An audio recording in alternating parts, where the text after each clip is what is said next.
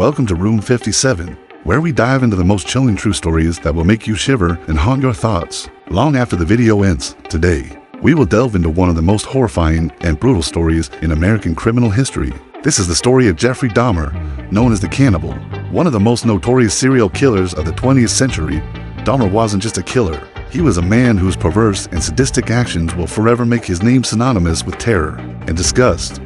Dahmer didn't just kill people, he ate his victims, preserved body parts as macabre trophies, and carried out perverse experiments on their corpses. His actions were so grotesque that anyone who hears his name today is filled with fear and revulsion. But how did this man, who seemed to be an ordinary individual, transform into one of the most monstrous figures in American history? What twisted mindset allowed him to carry out these heinous crimes?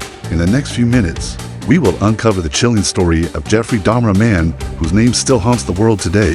This story is not just about murder, it's about perversion, psychological torment, and the dark corners of the human mind that we often fail to acknowledge. Prepare yourself, because what you are about to hear will challenge your understanding of human depravity and the unseen darkness within us all. 1. Jeffrey Dahmer. A child prodigy turned monster, Jeffrey Dahmer was born on May 21, 1960, in Milwaukee, Wisconsin. He grew up in an average middle-class family with a relatively normal childhood, yet deep within, signs of something disturbing began to surface from a young age. Dahmer exhibited behavior that, if recognized, could have been an indicator of the psychological issues that would later define his criminal life. As a young child, Dahmer was not immediately seen as a problematic kid, but by the time he was about 10 years old, signs of his odd behavior became evident. He started to collect dead animals, often dissecting them in his yard and experimenting with their bodies. This obsession with death and body manipulation was an early warning sign that would go unnoticed by his family. What's even more disturbing is that Dahmer's mother seemed to have noticed his unusual behavior but failed to intervene properly.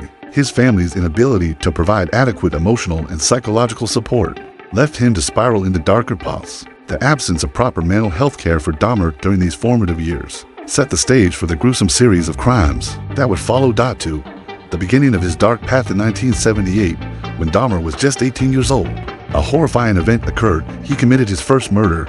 The victim was Stephen Hicks,